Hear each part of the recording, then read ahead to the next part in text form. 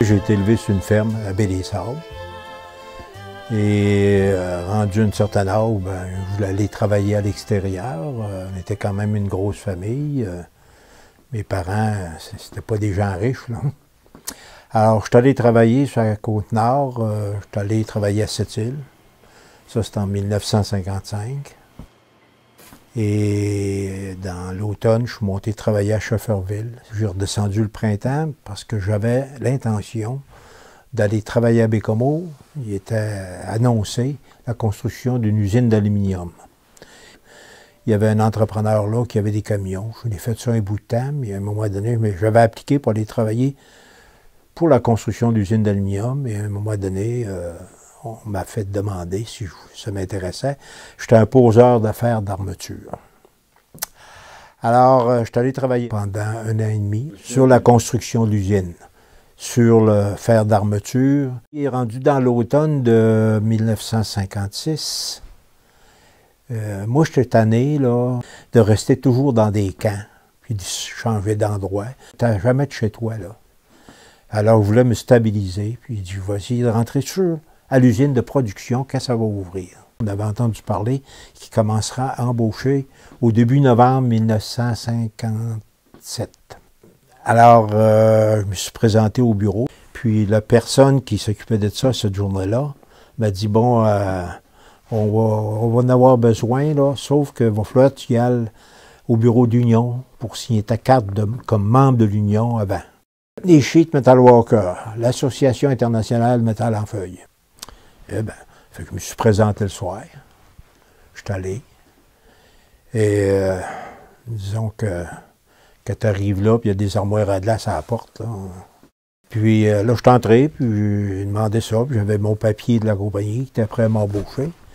Et le responsable m'a dit, non, on ne peut pas te prendre. Je dis, pourquoi? Tu quelque chose que j'ai fait? Ça? Non, non, c'est pas ça. Mais on a des chums, là, puis il faut y placer. Eh bien. Il dit, comme ça, vous ne voulez pas que je signe ma carte de membre? Il dit non. Fait que le lendemain, je suis retourné voir au bureau de la compagnie, puis c'est encore le même monsieur, puis il dit, ta carte signée? Il dit non. Il dit, ils n'ont pas voulu. Il dit, occupe-toi pas de ça, là. Rendu au mois de décembre, vers le 15 de décembre, ça va être fini, ces affaires-là. Là. Reviens, puis on va t'embaucher. Fait que c'est de même que je suis entré à l'usine d'aluminium. Disons que ça ne me donnait pas un bon goût, là, au niveau, en faveur des unions. Moi, c'était la première fois que j'aurais été syndiqué de ma vie, là. Fait que c'est là que ça a commencé. Et on a eu une drôle d'expérience, là, à cette usine-là.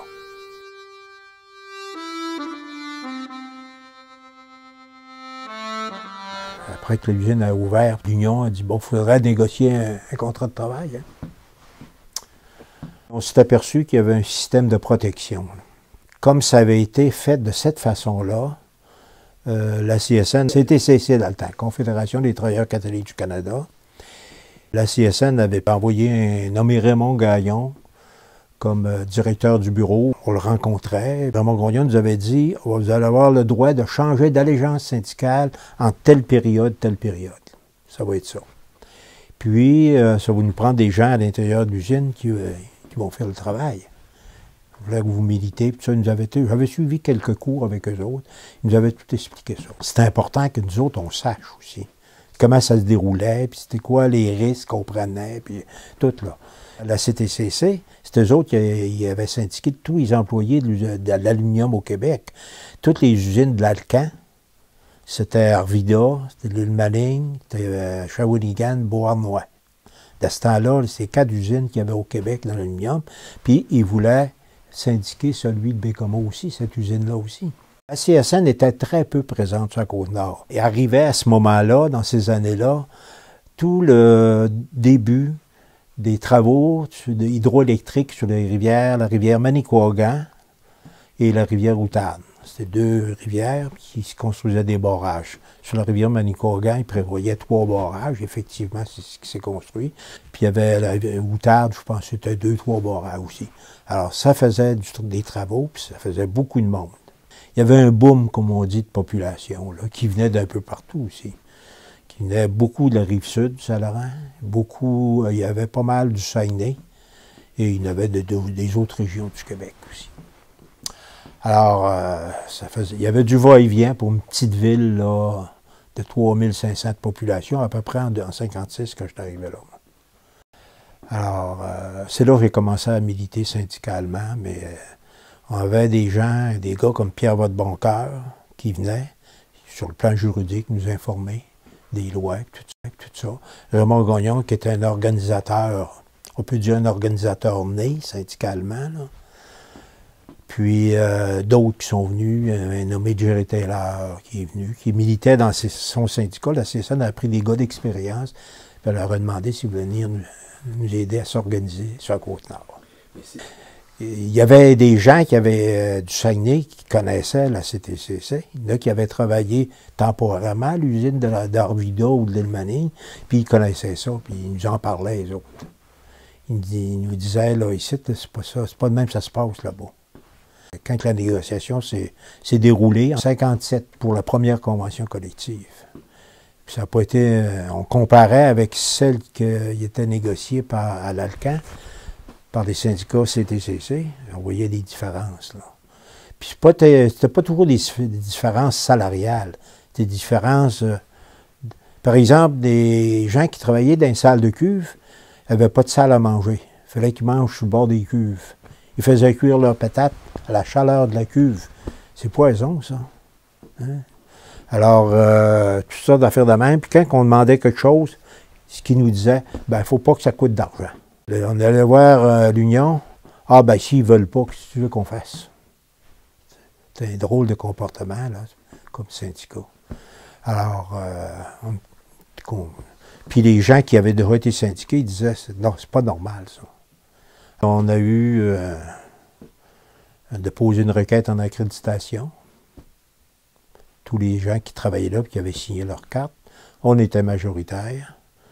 Alors, il y a eu un vote en 1960. Le syndicat de la CTCC a gagné le vote. Et c'est nous autres qui a été reconnus le droit de représenter les employés de l'aluminium de Bécomo pour leurs conditions de travail, puis négocier une convention collective. Et ça a été rock'n'roll. Il y avait, comment je dirais ça, là, il y avait des bulldozers qui arrivaient avec des gros bras, là, pour essayer de nous faire peur. On était alerte à ça, là. On avait été avisés que c'était possible qu'il y ait des choses qui arrivent. On était avisés, puis du moment qu'on savait quelque chose, on avisait nos dirigeants, puis ils essayaient de contrer ça, puis là, ils nous conseillaient aussi. De ce temps-là, tu n'avais pas la technologie d'aujourd'hui. Souvent de fois, les filles qui tapaient à dactylo, tout ça, Puis il y avait une copie de trop, là. Ils ont acheté la poubelle, les autres. On a ramassé des affaires parce qu'il y a eu des affaires intéressantes qu'on a appris. Par exemple, dans la négociation, le début de la négociation de 1960, pendant qu'on était en campagne de maraudage, le directeur des relations industrielles, qui a envoyé une lettre à un bureau à quelque part, là, disant qu'il y avait eu une entente avec l'Union concernant la négociation, une entente avec l'Union, qui ferait une proposition de 25 cents l'heure sur le plan salarial pour les employés. Puis il disait dans sa lettre, ceci est pour contrer le maraudage, pour que l'Union internationale demeure, que les gens n'adhèrent pas à l'autre. Quand ce sera réglé, ça, là, on va retirer notre proposition de 25 cents de l'heure et l'Union s'est engagée à dire qu'elle accepterait le retrait. Quand on a mis la main là-dessus, puis ça, c'est un papier, là, signé en bonne et due forme. Hey, là. Mais c'est quand on a commencé la négociation, puis qu'on commençait à parler des salaires, que la compagnie nous offrait 5 cents, puis on demandait le 25 cents de l'heure. La compagnie, ça n'a pas de bon sens, vous allez nous mettre dans la rue, on va tout de fermer l'usine, c'est le chanteur habituel. On les a posé cette lettre-là. Celui qui l'avait signé, il était là. Il est la figure longue, hein? Alors, c'est toutes des affaires de même. Fait que là, on faisait plus confiance à cette direction-là.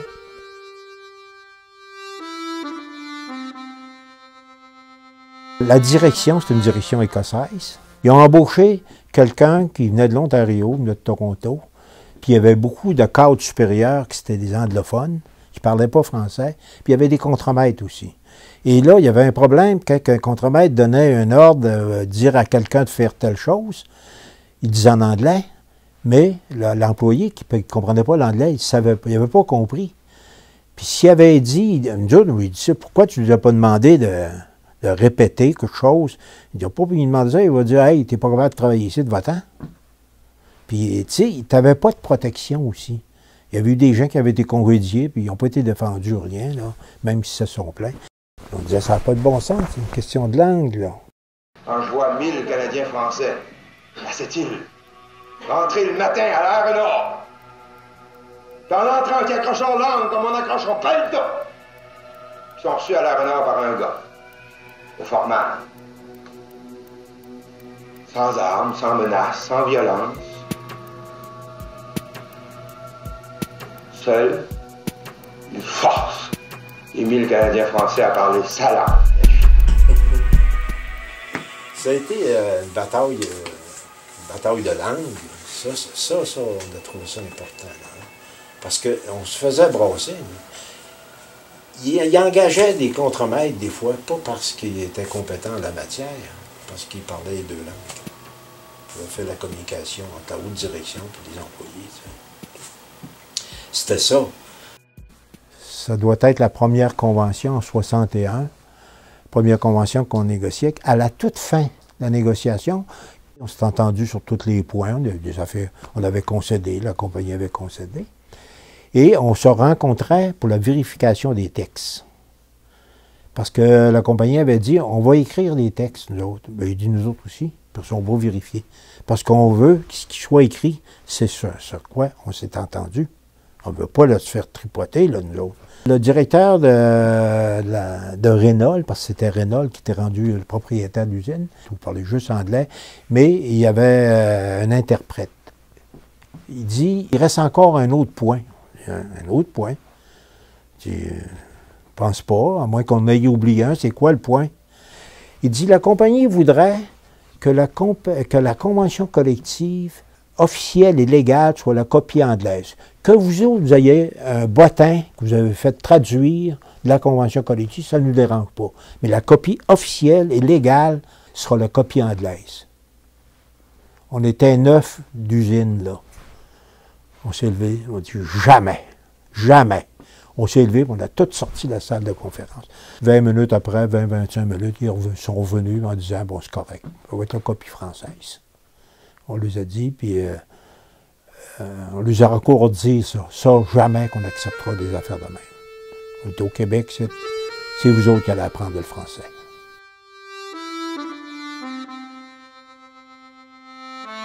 Il y a des gens à Bécomo qui ne comprenaient pas comment ça se fait ça qu'on pouvait fonctionner de même, nous autres, avec nos employeurs, notre employeur. J'ai dit, voyons donc, c'est quoi? Parce que les autres étaient habitués que Québec North Shore, c'était le Dieu.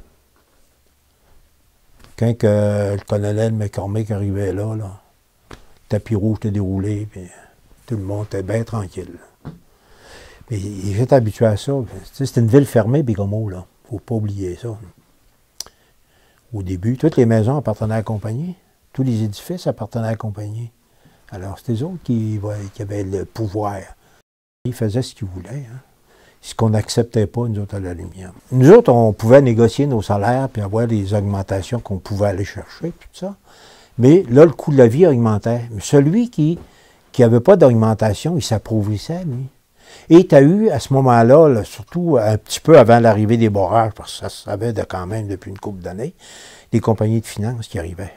Il y a plusieurs bureaux de finances qui ont ouvert. Les gens allaient emprunter. S'ils n'y arrivaient pas, il fallait qu'il y ait de l'argent, ils allaient emprunter. Mais on savait, moi je ne le savais pas tellement, mais on l'a appris, que les taux d'intérêt étaient très élevés. Et c'est là qu'est arrivé, la CSN parle de deuxième fois, mais c'est là qu'André Lorrain est arrivé à la CSN. Et lui, il a organisé là, un programme pour que les gens puissent pas s'endetter, c'est d'avoir un budget. Parce que moi, je n'avais jamais fait de budget de ma vie, là. J'avais de l'argent à dépenser. Si je l'avais fait le lundi, j'avais plus d'argent, j'attendais au mercredi ou jeudi pour avoir ma paye. C'était le même, ça fonctionnait. Mais il y en a, il n'y avait pas le tour. Là. Il y a un gars, juste un exemple, qui m'arrive, à un moment donné, et il dit, Joe, il dit, je voudrais te parler de quelque chose. Il dit, quoi? Il dit, j'ai emprunté de l'argent, puis il dit, ça fait 4-5 ans que je paye, puis je le dois plus que le montant que j'ai emprunté. Il dit, ah, t'as emprunté comment? 5 000 $. Dans le temps, 5 000, c'était de l'argent, hein? On a découvert qu'il devait 5 400 à pas avoir payé pendant 4-5 ans. Son capital qu'il avait emprunté augmentait au lieu de diminuer. Des taux d'intérêt épouvantables. Les gens, ils disaient, ouais, mais moi, là, je suis pris avec ci, puis je suis pris avec ça. Puis là, il y en a qui avaient deux prêts, une compagnie et l'autre. Les cartes de crédit n'existaient pas dans le temps, tu sais. Puis, il y en a qui avaient 2 emprunts dans 2 banques différentes. Puis, c'était pas drôle, ça. Ils ne réussissaient pas à vivre. Ils s'endettaient de jour en jour. Puis, on s'est mis à organiser des cours à Bécomo. Premièrement, c'était pour nos membres, les familles. Puis après ça, on a ouvert à l'ensemble du monde. S'il y en a d'autres qui voulaient venir, par exemple, il y avait des gens qui travaillaient à l'aluminium, que son frère ou sa sœur aurait aimé suivre ça. S'il y avait de la place, on les prenait. On faisait ça, on se trouvait une salle. Le Conseil central, c'est en 63 ou 64. Oui, c'est ça. Là, on a commencé à avoir des syndicats, là, pas mal à Bécomo, là.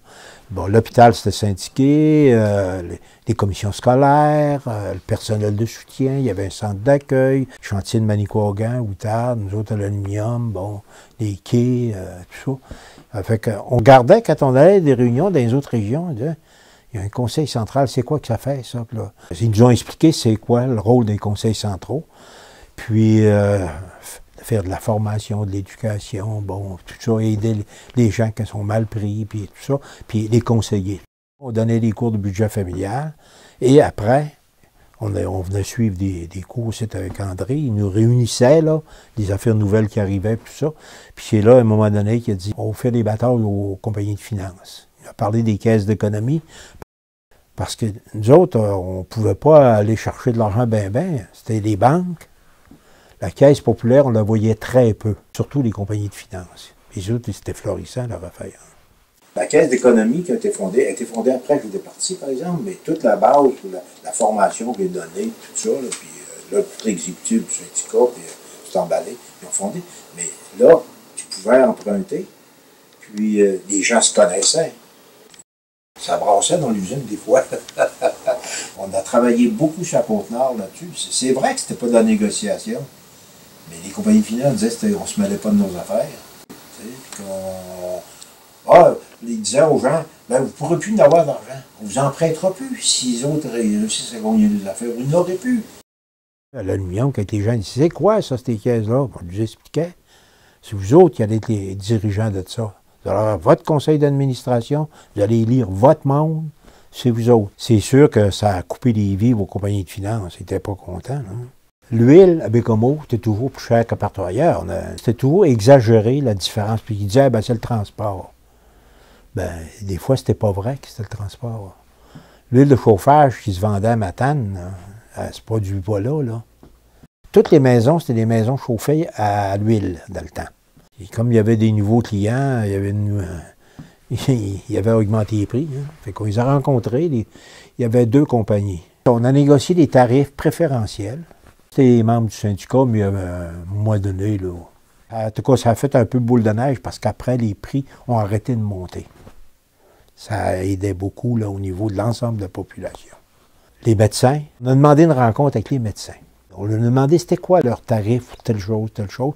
Et là, on avait une personne qui était capable de décortiquer ça. Moi, là, dans le langage médical, je n'étais pas fort.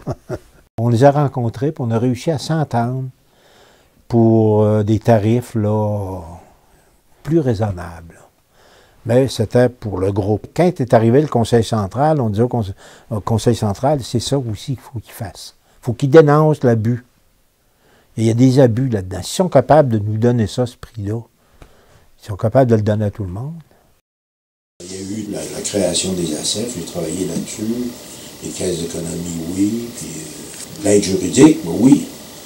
C'est nous autres qui a parti ça. Là. On se rencontrait assez régulièrement. Là. Et on parlait de ce qui se passait et tout ça. Fait qu'on avait, puis on en parlait à CSN. Puis c'est là que Pépin, il a développé ça. Ça s'était parlé, on savait que ça viendrait, ça serait proposé au Congrès, ça, un 2e front. Ce qu'on avait fait, puis que d'autres ont fait possiblement, là. On le racontait, on faisait un bon coup à Bécomo, quand on allait dans les réunions provinciales, on le comptait, on le disait, on était fiers de ça. Les gens, ils en entendaient parler dans toutes les instances de la CSN, 2e front, et ils étaient plus sensibilisés à ça, puis ils s'en occupaient plus. C'est sûr qu'il y en a qui ne nous aimaient pas à Bécomo. ça me faisait rien. Moi, je dis, on avance.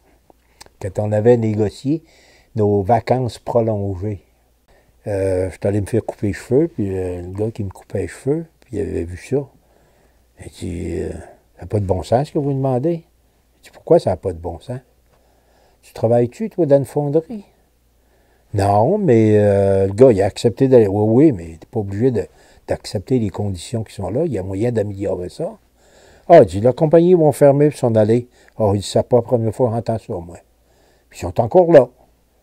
Je l'ai revu 5 ans, 6 ans après, puis il dit, coudonc, ils sont encore ici, là, quand je n'étais plus à Bécomo, là. Coudonc, ils sont encore ici, de cette compagnie-là. Tu m'avais dit qu'ils fermeraient puis s'en iraient. Il n'a pas parlé. Mais c'est ça, là, tu sais, on disait, là, des fois, des gens ont peur. Alors, moi, je dis, pas peur de ça.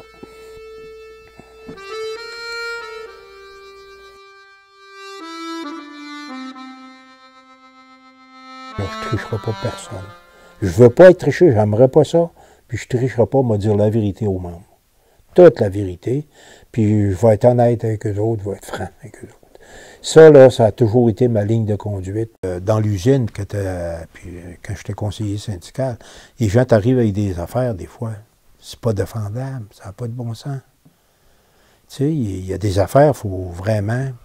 Des fois, je rencontrais quand même l'employeur, puis lui expliquer, bon, qu'il y ait plus de tolérance. Mais il y a des affaires, des fois, ça ne se défend pas. D'avoir été devant les tribunaux, on s'est fait planter, hein. Tu sais, il faut que tu fasses une preuve quand tu es rendu devant un tribunal, là. Il faut que tu fasses une preuve. Il faut que tu aies des bons témoins, puis... c'est tout ça, là. Moi, j'aime toujours dire la vérité aux gens. Je leur dis, ça, là, on ne gagnera pas ça, ou on va avoir de la difficulté. Je ne compte pas de mentir au monde là-dessus, là. C'est très clair, ça, pour moi. Ça a toujours été ma vie. Ça a été ma vie, puis j'ai aimé ça, puis même quand je suis venu à la retraite, j'ai continué. J'ai été à la présidence de l'ORCSN pendant 7 ans. Je siégeais sur ma caisse de retraite comme représentant des retraités. C'était nouveau, ça. Avant ça, les retraités n'étaient pas là. c'était assez nouveau. Puis quand tu es conseiller syndical, c'est la même chose. Tu as droit ou tu n'as pas droit. Si tu as droit, va te défendre, va aller jusqu'au bout. Il y a eu des cas. Mais si tu n'as pas droit, la petite madame qui s'était fait congédier là, parce qu'elle était enceinte, puis que des bonnes sœurs, ils n'aimaient pas ça, ils ont congédié pour ça. Ils ont été obligés de la reprendre. Ça, tu as un retour de ça. Tu as un retour de ça.